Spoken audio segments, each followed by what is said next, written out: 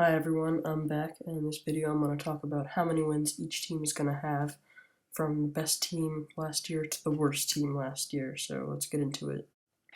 At number 1 we have Pittsburgh, New England, Green Bay, Carolina, and Seattle, who will have a projected 10 wins.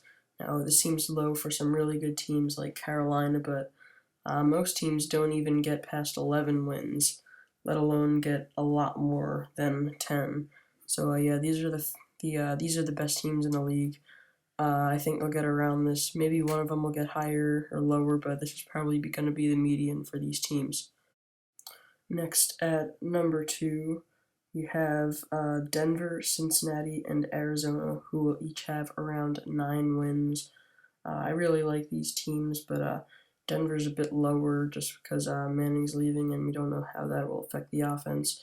It'll probably help it, and they could get more.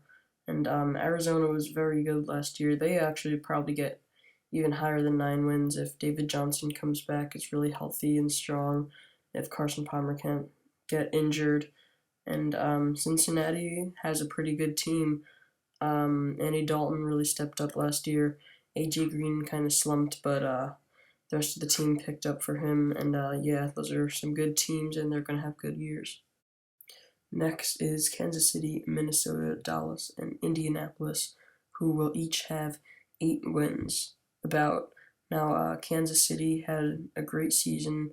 They lost their guy Jamal Charles at the beginning of the year when they were pretty bad. They had a really bad record, and that surprisingly helped their season a lot. They ended up winning the rest of the games, and I don't know, that number could dip because he's coming back, and they looked a lot better without him. So yeah, look for around 9. Minnesota, I don't know about this team. Bridgewater's decent, but I don't know if he's the long-term answer for them.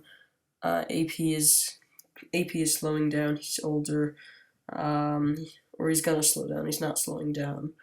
But yeah, I don't know. They could get lower, but they'll probably get around 9. Indianapolis, a healthy luck. They could get a lot higher, but we don't know how he's going to be. So we'll keep him around 9. And then Dallas, they're getting Romo back. They have Ezekiel Elliott. Their offense really has improved, but I don't know about their defense. It's just not looking very good. So look for around 9 from them with a powerful offense. Next, at 8 total wins, we have the Giants, the Jets, and Buffalo. I'm putting Buffalo here because they really improved under Rex Ryan. LaShawn McCoy filled in well. Tyrod Taylor was surprisingly very good. He's better than any quarterback on the Ravens, ironically. But yeah, they'll get around 8 wins. And then the Jets, who are also here, my team, I hope they'll get more than 8 wins, but I don't know. I feel like that's more possible if they get Ryan Fitzpatrick back. I think he's the answer. He worked really well with Brandon Marshall, and he could really help the team win. If not, they'll still get around 8 wins, I'd say. But it's not looking like Fitzpatrick's going to be coming back, so that's why I have him at 8. And then the Giants, they're getting Cruz back. That'll really help take the pressure off of Odell. And Eli Manning's going to have another target. Great offense without good running back play, which is going to hurt them. Also, their defense is still not really up to par. Next, at 7 total wins for everyone, we have Baltimore, Oakland, and Houston. Now, Oakland's on the rise. They're improving. They're going to be a threat within the next coming seasons. However, there's still a lot of missing pieces. Derek Carr's been great. Amari Cooper's been great. Latavius Murray.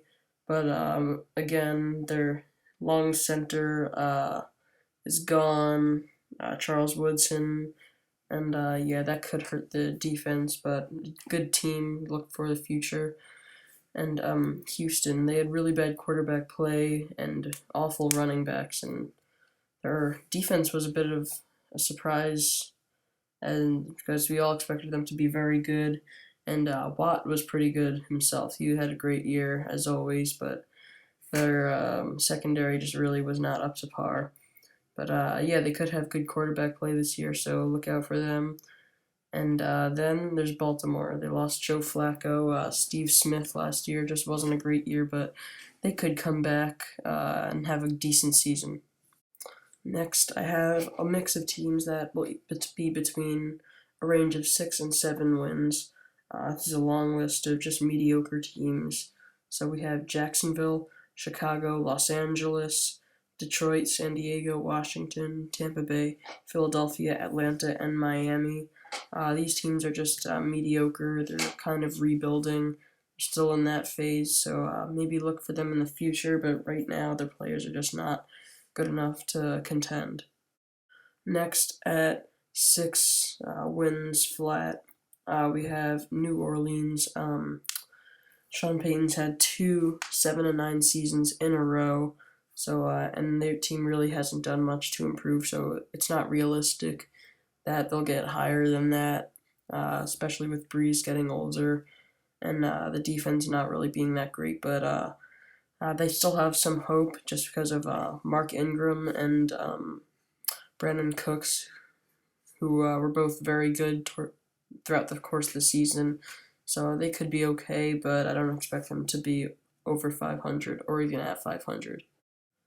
At 5 total wins, I have San Francisco and Tennessee, both teams that are rebuilding. The Tennessee Titans, they have Mariota, so he looks like the guy who could be there for a while, but they're still building around him. Dorial Beckham-Green looked pretty good, but I mean, still, it's not enough. They need more. And San Francisco, they're totally rebuilding. They had nothing last year, and they got a new coach, so that proves that they're rebuilding. And this is not going to be their year. At 4 wins, and the worst team in the league is Cleveland. They're just not good. They had a lawyer running their team last year. It just was not built for success, and they're going to need a lot more than just 1 year to rebuild that team. So look for a small total wins from Cleveland again. So this was the video of my ranks for the season. What team will have the most wins? What team will have the least? That could change throughout the course of the offseason, but we'll see. Let me know what you think of my predictions, and yeah, thanks for watching.